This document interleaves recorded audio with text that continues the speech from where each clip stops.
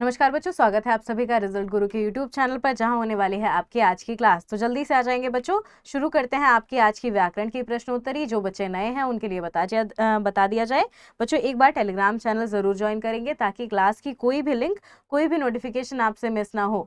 इसके अलावा बच्चे आज के प्रश्न कैसे हैं, तो मिले जुले प्रश्न है, जैसा कि आप रोज करते हैं, मिले जुले प्रश्न व्याकरण वाले।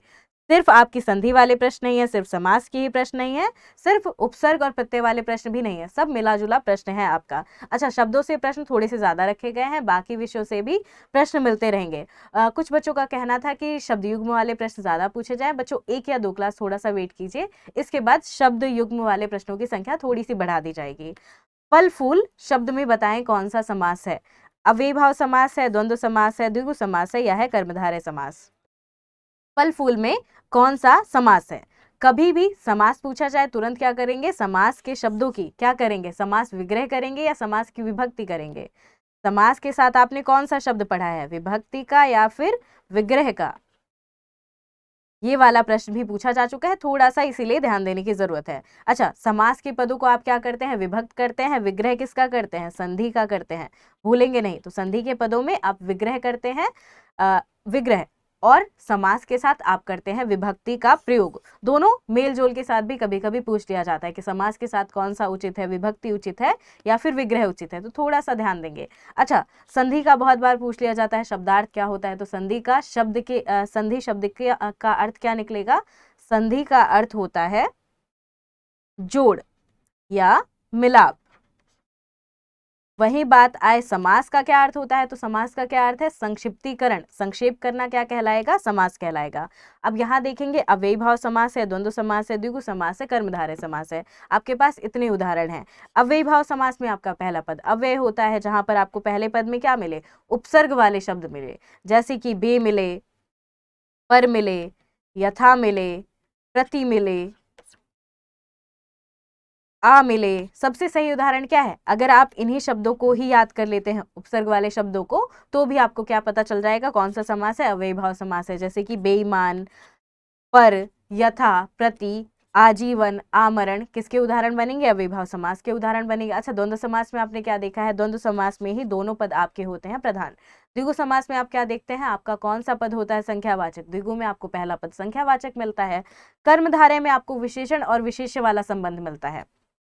फल और फूल क्या है, सही होगा द्वंद्व। क्यों, क्योंकि दोनों ही पद हैं आपके प्रधान। आपका पहला पद भी अर्थात पूर्व पद भी और उत्तर पद भी, दोनों ही पद जहां पर आपके प्रधान होंगे, कौन सा समास होगा, तो द्वंद्व समास होगा सही। चलिए अगले प्रश्न पर चलते हैं। ई प्रत्यय लगाकर बनाया गया शब्द कौन सा है, इनमें से कौन सा आपका शब्द ई प्रत्यय के लगने से बना हुआ है। गर्मी, बपौती, ढिठाई या फिर मानविकी। ई प्रत्यय लगने से कौन सा बना है, ध्यान देंगे। फिर आपका मूल शब्द क्या रह जाएगा, जहां पर आपका मूल शब्द ई प्रत्यय लगने से जब पूछा जाएगा तो आपको क्या ध्यान देना है, मूल शब्द आएगा पहले और शब्दांश आएगा बाद में। प्रत्यय और उपसर्ग के बारे में बच्चों बार बार एक ही बात बताई जाती है, उपसर्ग क्या होते हैं, शब्दांश होते हैं। आपके प्रत्यय भी क्या होते हैं, शब्दांश होते हैं, लेकिन लगने का स्थान बदल जाता है। उपसर्ग लगते हैं मूल शब्द से पहले और प्रत्यय लगते हैं मूल शब्द के बाद। तो गर्मी में, बपौती में, ढिठाई में या फिर मानविकी में ई प्रत्यय कहाँ लगा हुआ है, गर्मी, बपौती, ढिठाई, मानविकी। क्या पता चलेगा आपको, गर्म क्या है, क्या गर्म मूल शब्द बनेगा, एक बार देखेंगे क्या आपका गर्म मूल शब्द बनेगा या फिर नहीं। गर्म है मूल शब्द, अब गर्म के साथ ही क्या लग जाए, ई लग जाए तो गर्मी बनेगा, बिल्कुल आपका ए आंसर सही होगा। अच्छा, बपौती में आपका औती कैसा शब्द बनेगा, औती होगा प्रत्यय। ढिठाई में ढीठ होगा मूल शब्द, आई क्या होगा, प्रत्यय होगा। मानविकी में मानव मूल शब्द है और इकी आपका बन जाएगा प्रत्यय। चलिए अगले प्रश्न पर चलते हैं। मुनि श्रेष्ठ शब्द में समास बताइए कौन सा होगा। मुनि श्रेष्ठ में समास बताना है आपको, तत्पुरुष होगा, बहुव्रीहि होगा, अव्ययीभाव होगा या होगा कर्मधारय। मुनि श्रेष्ठ में समास बताएं, सबसे सही समास मुनि श्रेष्ठ में तत्पुरुष होगा, बहुव्रीहि होगा, अव्ययीभाव होगा या होगा कर्मधारय। तत्पुरुष समास में आपको कैसा संबंध मिलता है, तत्पुरुष समास में आपको कारक वाली विभक्तियां मिलती हैं। कारक की विभक्ति अगर सिर्फ आपको कारकों की विभक्ति याद हो, कर्ता वाली छोड़ दीजिए, सबसे नीचे संबोधन वाली छोड़ दीजिए। बीच की जो 6 विभक्तियां हैं यही पढ़ते हैं आप तत्पुरुष समास के भेदों में भी। बहुव्रीहि में आपको क्या मिलता है, तीसरा पद प्रधान दिखाई देता है। मुनि श्रेष्ठ किसी तीसरे के लिए तो प्रयोग नहीं किया जाता, तो बहुव्रीहि बिल्कुल नहीं होगा। अव्ययी भाव, पहला पद आपका क्या नहीं है, अव्यय नहीं है। इसके अलावा जो छोटी सी ट्रिक थी वहां पर क्या ध्यान देना है, पहला पद आपका क्या ना हो, उपसर्ग भी नहीं है, मुनि मूल शब्द है, तो अव्ययी समास भी गलत होगा, अव्ययी भाव समास भी गलत होगा। कर्मधारय समास में आपने क्या देखा है, विशेषण और विशेष्य का संबंध, गलत होगा। अच्छा, अलग अलग तरीके हैं आपके ऐसे प्रश्नों को देखने के। मुनि श्रेष्ठ, जब आपको शब्द मिला तो क्या करना होगा, करिए समास विग्रह। मुनियों में श्रेष्ठ क्या कहलाएगा, मुनि श्रेष्ठ कहलाएगा। अब मुनियों में श्रेष्ठ कौन सी विभक्ति लगी, में वाली, तो कर्ता ने कर्म को करण से संप्रदान के लिए में और कर्म कहाँ मिलता है आपको, अधिकरण में और पर दिखाई देता है, तो कौन सा समास होगा, तत्पुरुष समास ही सही होगा। मुनि श्रेष्ठ में कौन सा समास है, तो तत्पुरुष समास होगा सही। और अधिकरण के साथ आप पढ़ते हैं में और पर। आमरण शब्द में समास बताइए कौन सा होगा, द्वंद्व समास होगा, अव्ययी भाव होगा, तत्पुरुष होगा, या होगा कर्मधारय। द्वंद्व, अव्ययी भाव, तत्पुरुष, कर्मधारय। आमरण में कौन सा समास है, द्वंद्व समास, अव्ययी भाव, तत्पुरुष या कर्मधारय। अच्छा, कभी भी समास वाले प्रश्न वापस तुरंत ही क्या कर सकते हैं आप, कर लीजिए अपने शब्द की विभक्ति। जो भी आपको सामासिक पद मिला है, समस्त पद मिला है, उसकी विभक्ति करेंगे। तो आमरण, मरने तक। अब आपको क्या पता चला, बीच में कोई कारक की विभक्ति नहीं है, यहाँ पर आमरण में आपका विशेषण और विशेष्य वाला संबंध भी नहीं है, कोई तीसरा अर्थ भी नहीं निकल रहा है। अब बचता है आपका द्वंद्व समास, दोनों पद प्रधान भी नहीं है, एक शब्द है आपका आ, दूसरा है मरण। तो जहां पर आपको क्या मिल जाए, पहला पद प्रत्यय उपसर्ग मिला, पहला पद उपसर्ग मिला। इसके अलावा आपको क्या बताया गया था, पहला पद क्या है, पहला पद है अव्यय। अव्यय अर्थात ऐसे पद जिनमें परिवर्तन नहीं आ सकता है, लिंग वचन कारक किसी भी आधार पर। अब इसके अलावा अगर आपको शब्दांश याद करने हैं तो प्रति याद कर लीजिए, यथा याद कर लीजिए, आ याद कर लीजिए और बे याद कर लीजिए। इतना भी अगर आपको याद रहता है तो अव्ययी भाव समास के अधिकतम शब्द ऐसे ही बनते हुए आपको दिखाई देंगे। अधिकतम शब्द, सारे के सारे नहीं, लेकिन ज्यादा से ज्यादा शब्द आपको उदाहरण में ऐसे ही मिलते हैं। तो आमरण में कौन सा समास होगा, अव्ययी भाव ही होगा। अव्ययी भाव अर्थात जहां पर आपका पूर्व पद हो अव्यय, बी आंसर होगा सही। यशोदा शब्द का सही समास विग्रह बताएं क्या होगा। माफी बच्चों, संधि विच्छेद करना है, समास विग्रह नहीं है, संधि विच्छेद। विग्रह शब्द दिया है, विग्रह एकदम गलत होगा। यशोदा शब्द का सही समासिक संधि विच्छेद करेंगे। यशः धन दा होगा, यशः धन यदा होगा, यशोदा होगा, या फिर यशा ओदा होगा। अच्छा, कभी भी संधि वाले प्रश्न में सीधे सीधे तो आपको पता है यशोधन दा, ऐसे तो बिल्कुल ही निर्माण नहीं होता। शब्द कैसे मिल रहे हैं, आपके दोनों शब्दों के दो वर्ण का मेल हो रहा है और इन दोनों वर्णों के मध्य विकार उत्पन्न होता है, इन दोनों वर्णों के माध्यम से ही परिवर्तन उत्पन्न होता है। तो यशः धन दा ठीक होगा, यशः धन यदा ठीक होगा, यशः धन ओदा ठीक होगा, ये भी गलत है। यश और ओदा बिल्कुल गलत है। अगर आपके आ का मेल हो ओ से तो क्या बन जाएगा, औ बन जाएगा। ये आपने पढ़ा था वृद्धि संधि में, और वृद्धि संधि का उदाहरण तो ये बिल्कुल नहीं है, तो आपका डी ऑप्शन भी गलत है। यशः धन यदा, अगर विसर्ग का मेल होता किससे, विसर्ग का मेल होगा व्यंजन से, तो आपको किसकी प्राप्ति होगी, यहाँ पर भी यशः धन यदा, तो वर्ण य ज्यादा है, गलत होगा। यशः धन दा, एक बार देखिए विसर्ग संधि में क्या ध्यान देना है, अगर आपका विसर्ग घटता है तो कौन कौन सी आपको मात्राएं मिलती है, ओ की मात्रा मिल जाती है या फिर र वर्ण मिलता है, तीनों श में से श का कोई रूप मिलता है। अगर विसर्ग संधि में इतना ही आपने याद रखा तो विसर्ग संधि बड़ी आसानी से समझ में आ जाएगी। विसर्ग संधि में जब भी आपका विसर्ग घटेगा तो क्या बचेगा, ओ र श स। इसके अलावा कहीं कहीं पर विसर्ग घटता है, सीधे सीधे आपके वर्ण वैसे के वैसे ही, शब्द वैसे के वैसे ही उतर जाते हैं, कोई परिवर्तन नहीं आता। तो यशः धन दा क्या बनाएगा, यशोदा बनाएगा। विसर्ग हटा, मात्रा कौन सी लगी, ओ की मात्रा लगी। क्यों लगी, क्योंकि आपके विसर्ग के बाद कैसा शब्द था, विसर्ग के बाद था दा। अच्छा, इसके बाद क्या ध्यान देना है, यशः धन दा यशोदा बनाता है, इसका अर्थ क्या निकलता है, यश देने वाली। तो यशोदा का सही संधि विच्छेद क्या होगा, यशः धन दा ही होगा सही। अभिषेक में बताएं कौन सी संधि होगी। अभिषेक में गुण है, वृद्धि है, विसर्ग है, या है व्यंजन संधि। अभिधन सेक, ये है आपका संधि विच्छेद का उदाहरण, यही है आपका संधि विच्छेद। जो बच्चे नए हैं उनके लिए आसान कर दिया गया है, कभी भी ऐसा शब्द पूछे। अच्छा, अभिषेक शब्द की बार बार संधि विच्छेद पूछी जाती है तो थोड़ा सा ध्यान देंगे। अभिधन सेक होता है सही, इसमें भी आपकी ई वर्ण का मेल किससे हुआ? स व्यंजन से हुआ। तो जहां भी आपका स्वर किससे मिल जाए, स्वर व्यंजन से मिले, व्यंजन स्वर से मिले या फिर व्यंजन व्यंजन से मिले, कौन सी संधि होगी? तीनों ही सूत्र ध्यान दें। व्यंजन का मेल हो जाए व्यंजन से, व्यंजन का मेल हो जाए स्वर से, या फिर स्वर का मेल हो जाए व्यंजन से, तीनों ही स्थानों पर कौन सी संधि होगी? तो व्यंजन संधि होगी। डी आंसर होगा सही। अच्छा, अभी क्या ध्यान ध्यान देना है? अभिधन सेक, अगर विसर्ग के बाद माफी बच्चों, अगर आपका जो भी स्वर है आ होता, आ के अलावा कोई भी स्वर किससे कोई भी स्वर अगर मेल कर दे अ को छोड़कर, ये था आपका ये है बच्चों आपका व्यंजन संधि का एक सूत्र। व्यंजन संधि में आप अलग अलग सूत्र पढ़ते हैं, कम से कम 10 सूत्र तो 10 नियम तो आपने पढ़े ही होंगे। तो अ को छोड़कर कोई भी स्वर अगर मिलता है किससे, अगर मिलता है स से, तो आपका स किस में परिवर्तित हो जाता है? श में परिवर्तित हो जाता है, मूर्धा वाले में। इसीलिए अभिधन सेक क्या बनाता है? अभिषेक बनाता है। तो व्यंजन संधि सही होगी। डी आंसर होगा सही। निष्काम में बताएं कौन सी संधि है? निष्काम तो आसान है, निष्काम बार बार पूछा जाता है, निश्चल बार बार पूछा जाता है। अब तक तो लगभग लगभग रट भी गया होगा कि निष्काम में कौन सी संधि है, निश्चल में कौन सी संधि है। विसर्ग है, अयादि है, यण है, व्यंजन है। इसके साथ साथ जिन बच्चों को जवाब देना हो बता सकते हैं कि निश्चल में कौन सी संधि है, मनोयोग में कौन सी संधि है। ये दोनों भी आपको बताने हैं। मनोयोग में बताइए कौन सी संधि है, निश्चल में भी बताइए कौन सी संधि है। अच्छा, निष्काम वापस से विसर्ग, अयादि, यण या व्यंजन, अगर बीच में आपको क्या मिल रही है फिर बताया जाए। ओ की मात्रा मिलती है, र वर्ण मिलता है, तालु वाला मूर्धा वाला श है, तालु वाला श है या दंत्य वाला सा है, ये मिलते हैं तो कौन सी संधि होगी आपकी? उदाहरण हो सकता है वो किसका? विसर्ग संधि का। कैसे करेंगे? थोड़ा सा ये आप वर्ण हटाकर देखिए। अब अगर आपका वो वर्ण हटेगा तभी क्या लगेगा? तभी आपका विसर्ग लगेगा। विसर्ग के बाद जो वर्ण थे, जो शब्द थे, वो वैसे के वैसे ही उतर जाएंगे। तो काम मूल शब्द है, नी भी मूल शब्द है। नी क्या है? आपका उपसर्ग है। तो निह धन काम क्या बनाएगा? निष्काम बनाएगा। कैसी संधि होगी? विसर्ग संधि होगी। ए आंसर बिल्कुल ठीक होगा।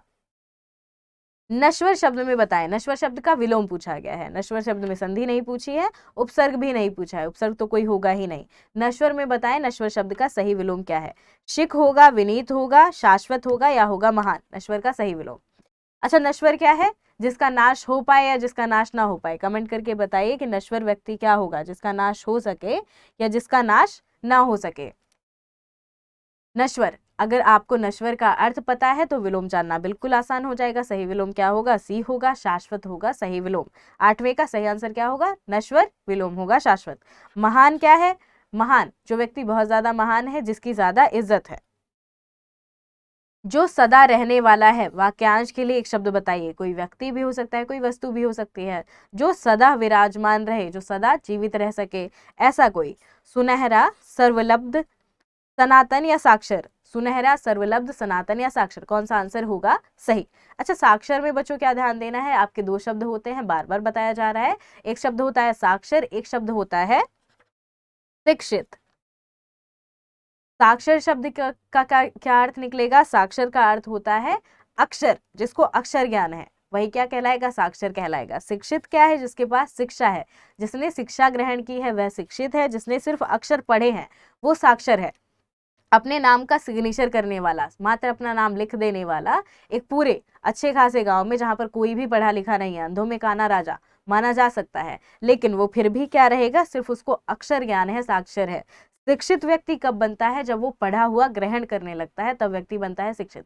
आपने शब्द सुने होंगे, आपने कुछ मुहावरे सुने होंगे, पढ़ा लिखा गंवार करके। तो ये पढ़ा लिखा गंवार व्यक्ति कैसा होता है? जिसने शिक्षा तो ग्रहण की, जिसने अक्षर पढ़े, जो साक्षर तो हो गया, लेकिन जो शिक्षित नहीं हो पाया, वही क्या कहलाता है? पढ़ा लिखा गंवार भी कहलाता है। तो जो सदा रहने वाला हो, उसके लिए आप कैसे शब्दों का प्रयोग करते हैं? सर्वलब्ध का, सनातन का या सुनहरा का। तो सी सही होगा बच्चों, सनातन सही होगा। सनातन क्या है? जो सदा विराजमान रहे। सर्वलब्ध जो आसानी से हर जगह उपलब्ध हो, सर्वलब्ध कहलाएगा। सुनहरा क्या है? जहां पर हर जगह कैसी हो, सुनहरी हो, सुंदर हो। कृष शब्द का सही विलोम बताइए। अच्छा, अर्थ बताएंगे तो आप लगभग लगभग सही स्थान पर पहुंच जाएंगे, इसलिए अर्थ नहीं बताया जा रहा है। कृष का बताइए सही विलोम क्या होगा। कोप है, नागर है, पुष्ट है या है शुक्ल।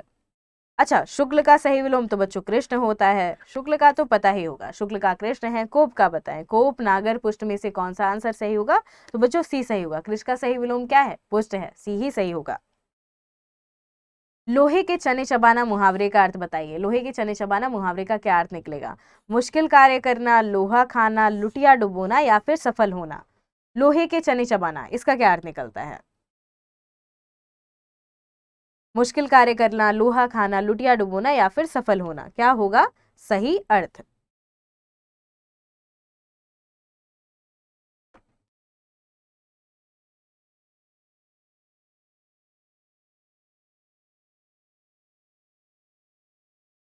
मुश्किल कार्य करना, लोहा खाना, लुटिया डुबोना या फिर सफल होना। अच्छा, आप नौकरी के लिए तो नहीं, नौकरी के लिए आप क्या करें, कड़ी मेहनत कर रहे हैं। लोहे के चने चबाना किसके लिए होगा। आप हो सकता है कार लेने के लिए लोहे के चने चबा रहे हो, नौकरी के लिए भी लोहे के चने चबा सकते हैं, लेकिन लोहे के चने चबाना किसका बड़ा प्रतीक होता है, मुश्किल कार्य करने का, लोहा खाना का, लुटिया डुबोना का, सफल होना का। तीनों ही सीधे सीधे गलत लग रहे थे।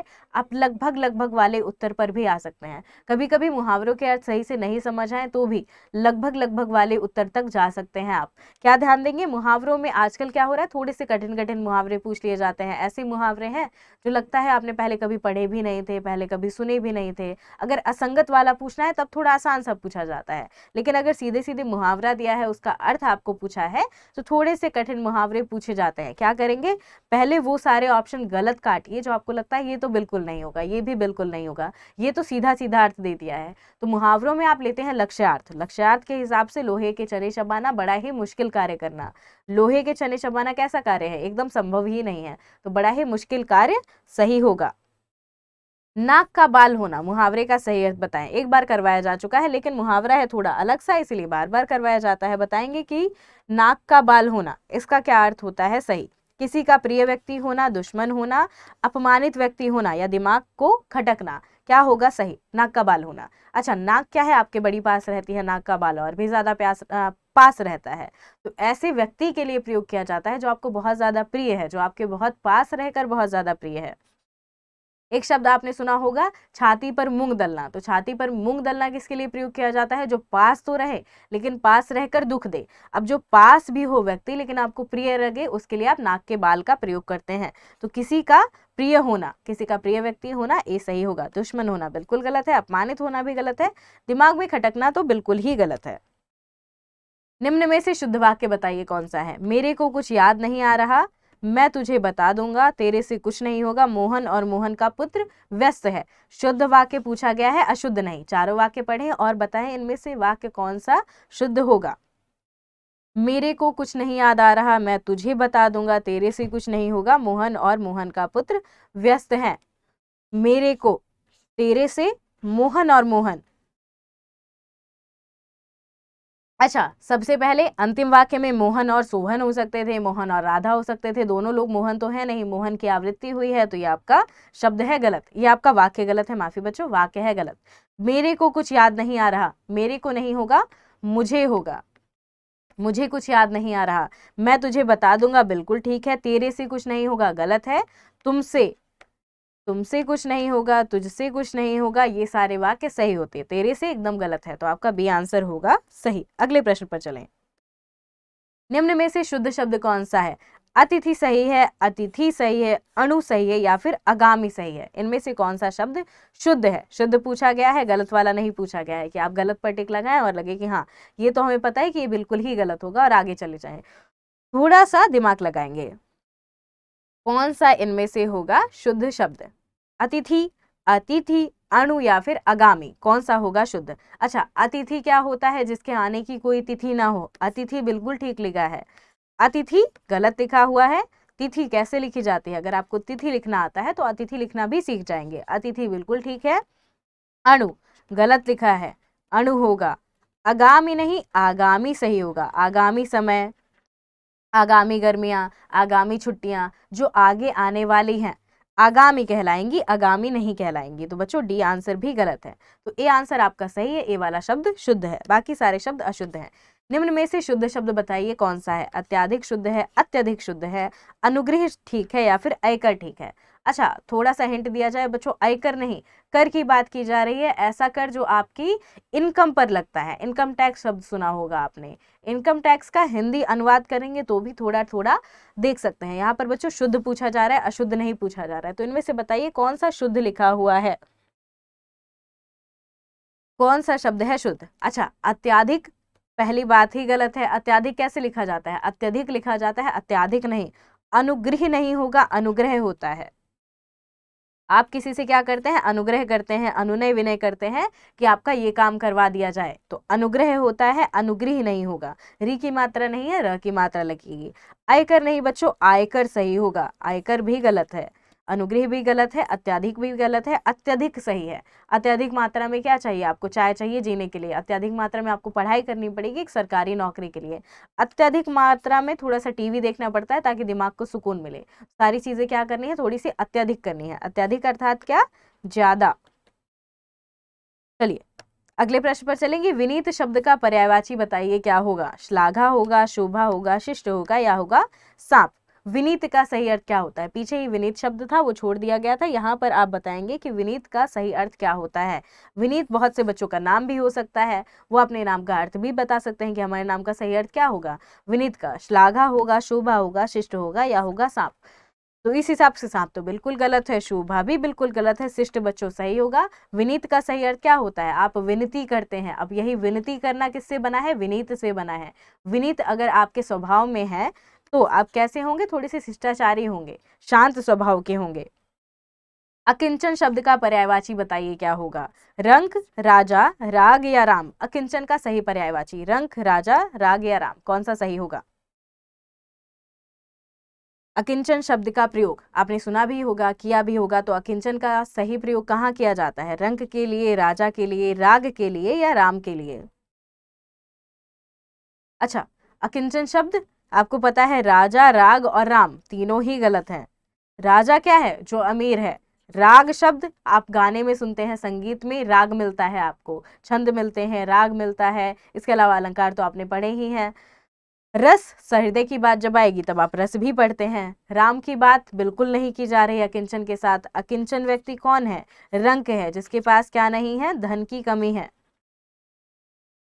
जिसके पास धन की कमी है वही व्यक्ति क्या कहलाता है? अकिंचन कहलाता है। अकिंचन शब्द आपने गरीब के अर्थ में भी सुना होगा, गरीब के लिए भी अकिंचन शब्द का प्रयोग किया जाता है। तो अकिंचन अर्थात रंक, जिसके पास धन नहीं है, जो गरीब है। स्थावर शब्द का विलोम बताइए। स्थावर का बताएंगे सही विलोम क्या होगा? जंगम है, स्थूल है, परकीय है या है परमार्थ? स्थावर का सही विलोम क्या होना चाहिए?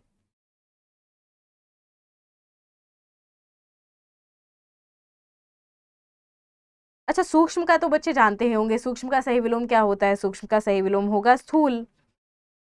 परकीय, परकीय का सही विलोम क्या होगा? स्वकीय। अपने द्वारा किया हुआ स्वकीय कहलाएगा, दूसरे द्वारा किया हुआ या दूसरे से संबंधित परकीय कहलाएगा।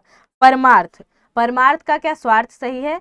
परमार्थ का एक बार कंफर्म करके बताएंगे। परमार्थ का सही विलोम क्या होगा? क्या स्वार्थ सही है? परमार्थ दूसरों का सुख, दूसरों का दुख या फिर दूसरों से जुड़ी हुई बातें। लेकिन जब बात खुद से जुड़ी हो जाएगी तो किसमें परिवर्तित होगी? अच्छा, स्थावर का सही विलोम क्या होगा? जंगम होगा, बिल्कुल ए सही है। बहुत ही कठोर और बड़ा आघात वाक्य के लिए एक शब्द बताइए कि जहां पर आपको बहुत ही कठोर और बड़ा आघात दिखाई दे। परोक्ष है, वज्राघात है, प्रत्यागत है या फिर परिव्राजक है? प्रत्यागत शब्द आपने जो सुना होगा, प्रतिधन आगत से बनता है।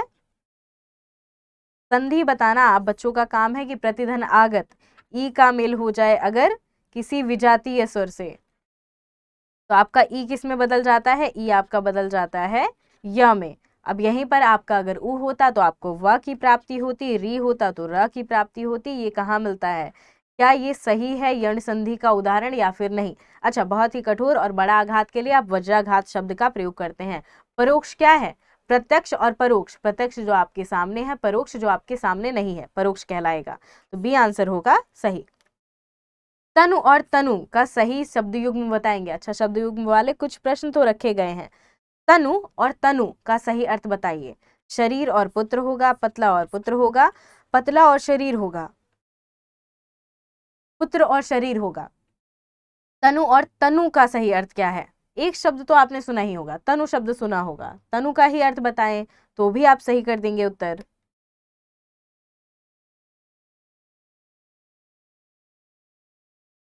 चलिए, तनु और तनु हमेशा क्या ध्यान देना है बच्चों, अगर एक भी शब्द युग्म में अगर आपको एक भी शब्द ठीक आता है तो भी लगभग लगभग उन ऑप्शन को काटिए जो आपको पता है पूरे पूरे गलत हैं। जैसे कि सही आंसर क्या होगा आपका? सही आंसर, अगर आपको तनु पता है, तनु का सही अर्थ क्या होता है? तनु का सही अर्थ होता है पुत्र, तो आपका शरीर तो बिल्कुल गलत है, शरीर बिल्कुल गलत है। और तनु, तनु का सही अर्थ क्या होता है? तनु का सही अर्थ होता है शरीर। एक का अर्थ है शरीर, दूसरे का अर्थ है पुत्र, तो सही आंसर क्या होगा बच्चों? ए आंसर सही होगा, तनु अर्थात शरीर। माफी बच्चों, थोड़ी सी गड़बड़ी हुई। पहले तनु का सही अर्थ क्या होगा? पहले तनु का सही अर्थ होगा पतला, दूसरे तनु का सही अर्थ होगा पुत्र। बिल्कुल आपका बी आंसर सही होगा। तनु, बड़ा वाला तनु, तनु का क्या अर्थ होता है? आपका पुत्र। तनु का अर्थ होता है पतला। तनु शरीर है, तनु पत्ते हैं। तनु आपने कविताओं में बहुत ज्यादा सुना होगा। तनु बालक है, किसके लिए प्रयोग किया जाता है? जो बहुत पतला है, जो बहुत कमजोर सा है, उसके लिए आपने तनु शब्द का प्रयोग सुना होगा। तो बच्चों बी सही होगा। किसन शब्द का तत्सम रूप बताइए। अच्छा, तत्सम पूछा गया है, तो किशन शब्द आपका क्या है? तद्भव है। अब तत्सम बताना पूछा गया है तो क्या पूछा गया होगा आपसे? संस्कृत वाला शब्द बताइए जिसका बिगड़ कर रूप बना है किसन में। बहुत ही आसान है, सिर्फ एक बार ऑप्शन देखिए।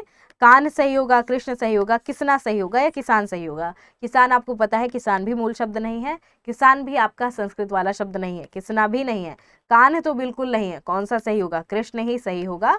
और कृष्ण में भी, कृष्ण कैसा शब्द है? तत्सम है, संस्कृत वाला शब्द है।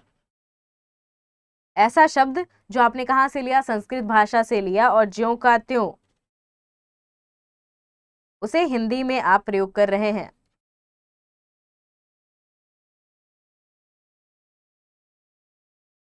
ज्यों का त्यों प्रयोग किया तो वो तत्सम ही रह जाएगा।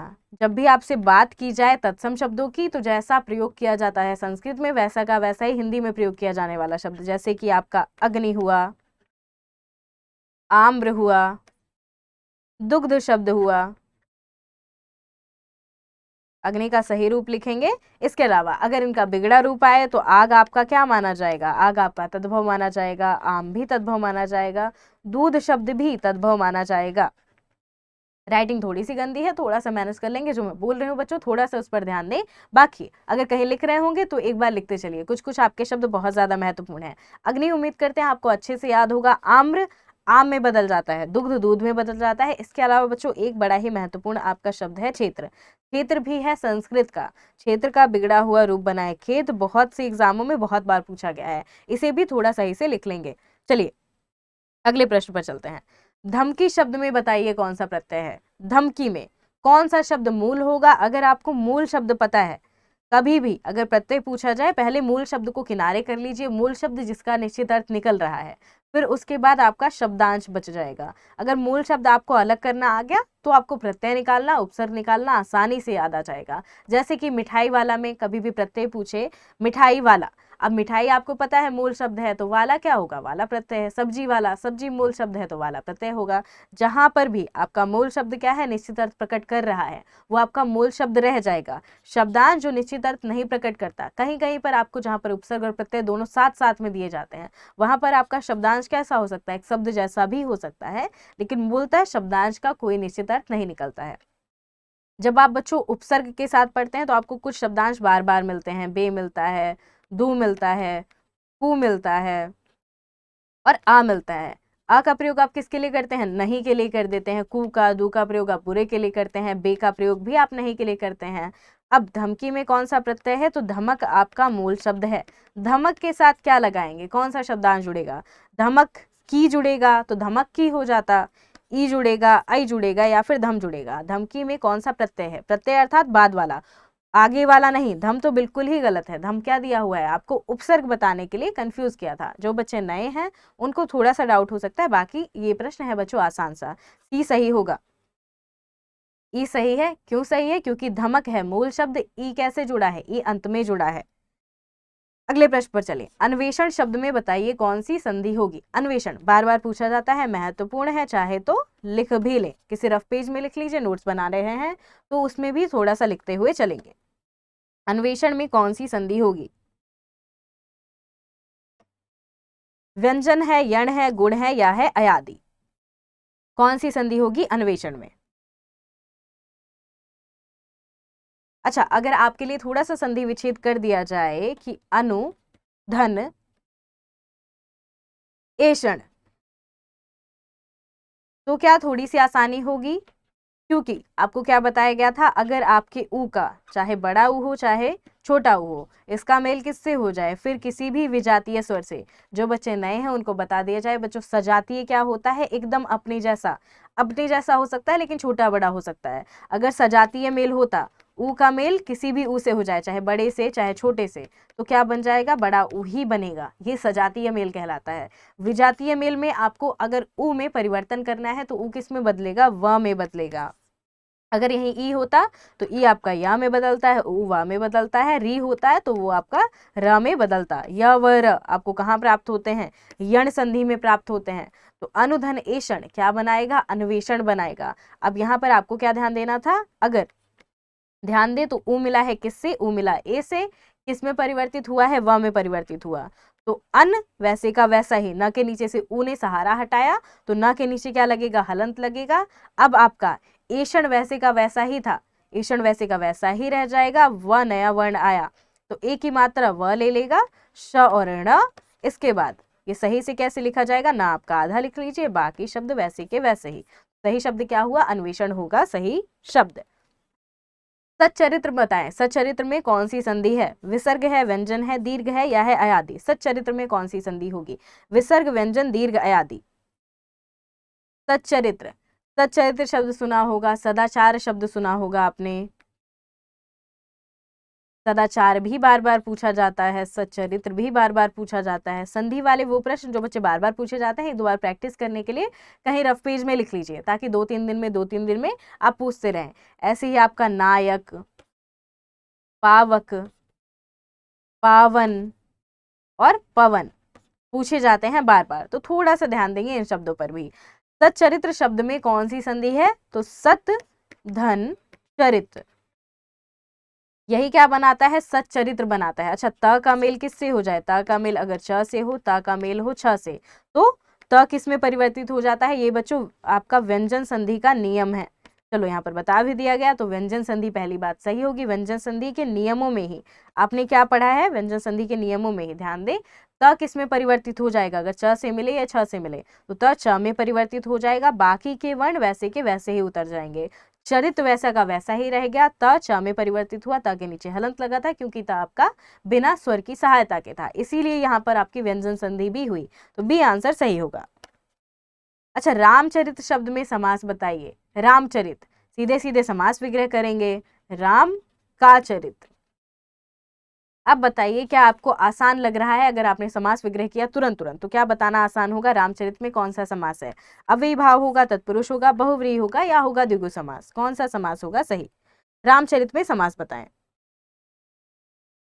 अव्ययी भाव होगा, तत्पुरुष होगा, बहुव्रीहि होगा या द्विगु होगा? आजकल बहुव्रीहि सही लिखा जा रहा है, लेकिन फिर भी व में ब में कंफ्यूजन हो ही जाती है, कहीं ना कहीं गड़बड़ी आपको देखने को मिलेगी ही प्रिंट में थोड़ी सी।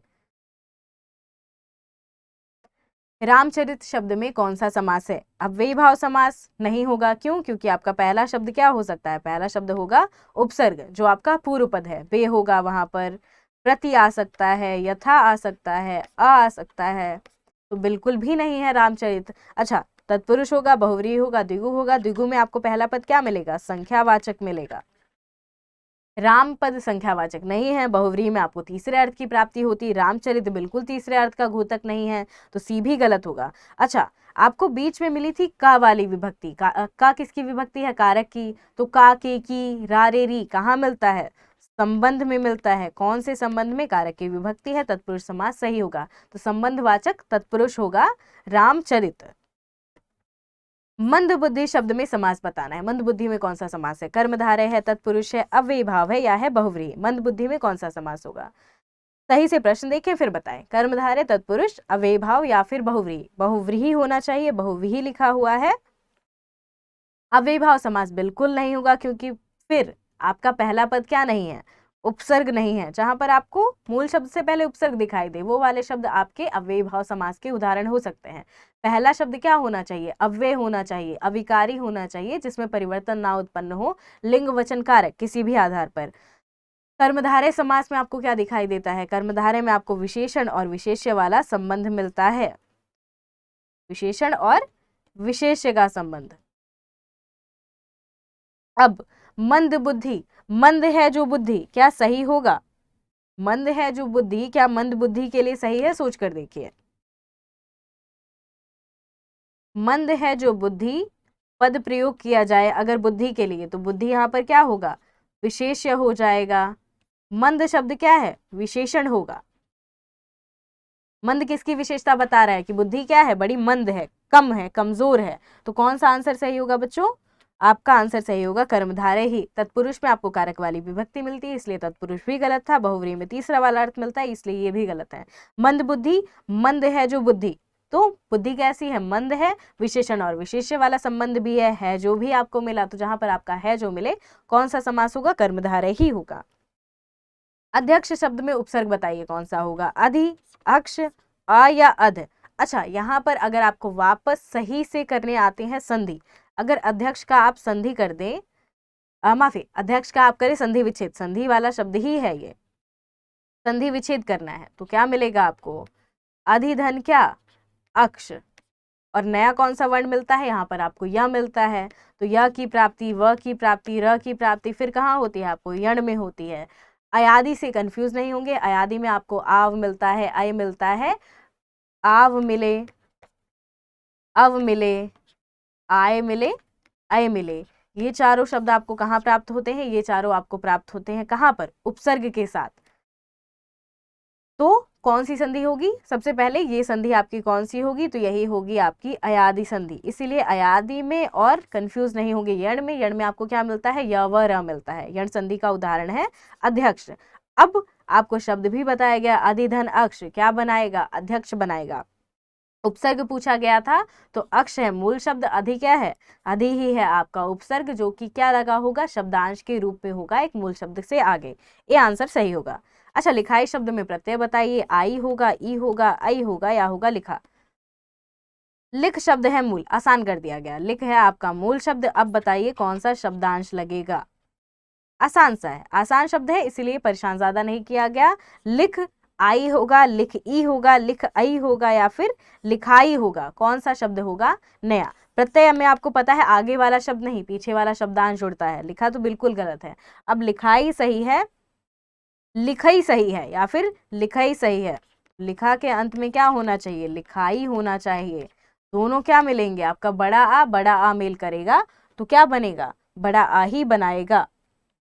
ये आंसर होगा सही। चलिए अगले प्रश्न पर चलते हैं। चांदनी शब्द का तत्सम रूप बताइए। चांदनी होगा, चंद्रिका होगा, चंद्र होगा, या होगा विभावरी? अच्छा, विभावरी क्या होती है, चांदनी वाली रात, चांदो भरी रात को, चांद भरी रात को विभावरी भी कहा जाता है। चांदनी का पूछा है यहाँ पर आपसे, तत्सम शब्द कौन सा होगा, चांदनी का सही तत्सम शब्द बताइए। ठीक है, जब भी ऐसे शब्द पूछे जाएं क्या ध्यान देना है आपको, तत्सम शब्द संस्कृत वाला पूछा जा रहा है, संस्कृत वाला दिया नहीं गया है, संस्कृत वाला शब्द पूछा जा रहा है। आपको शब्द कैसा दिया गया है, बिगड़ा वाला रूप, संस्कृत के शब्द का बिगड़ा रूप। विभावरी कैसा शब्द है, विभावरी खुद ही तत्सम शब्द है, विभावरी अर्थात चांद वाली रात, तो विभावरी आंसर गलत होगा। चंद्र क्या है, चांद का कौन सा रूप होगा, तत्सम रूप होगा, तो चंद्र भी गलत है। चांदनी, चांदनी जैसा ही लिखा हुआ है, ये तो आपका तद्भव भी है, चांदनी भी गलत है। चंद्रिका बच्चों सही होगा, बी आंसर होगा सही। अच्छा, जिसे बुलाया ना गया हो, वाक्य के लिए एक शब्द देंगे, अनाहूत, अनिमेष, अनुगामी, या फिर अभियोगी। जिसे बुलाया ना गया हो उसके लिए एक नया शब्द दीजिए, उसके लिए एक शब्द दीजिए। अच्छा, ये कैसा प्रश्न है आपका, अनेक शब्दों के लिए एक शब्द वाला प्रश्न है, तो जिसे बुलाया ना गया हो उसके लिए एक शब्द देंगे।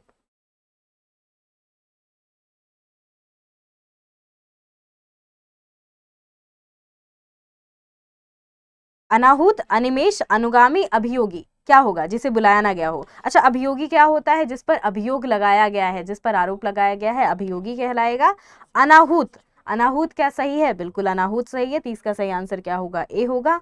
अनिमेष, अपलक, जहां पर पलके ना झपके, ऐसी वस्तु जो देखने में आपको बहुत मजा आ रहा हो तो आप अपलक देखते हैं, अनिमेष देखते हैं। कौन सा आंसर सही होगा बच्चों? ये आंसर सही होगा। जिसे बुलाया ना गया हो अनाहूत कहलाता है। अच्छा, अब आपका आता है 31वां प्रश्न, जो दूसरों में केवल दोषों को ही खोजता हो। ये वाला प्रश्न बहुत पहले कराया जा चुका है, उम्मीद है बच्चों को याद होगा। छिद्रान्वेषी सही है, छद्मवासी सही है, जालिम सही है, या फिर मदारी सही है? सारे प्रश्नों को देखिए, फिर बताइए इनमें से कौन सा आंसर सही होगा। इस वाले प्रश्न का आपको उत्तर नहीं दिया जाएगा, ये वाला प्रश्न बच्चों आप सभी उत्तर देंगे कमेंट बॉक्स में। चलिए मिलते हैं आपसे अगली क्लास में, तब तक के लिए अपना ध्यान रखें बच्चों, धन्यवाद।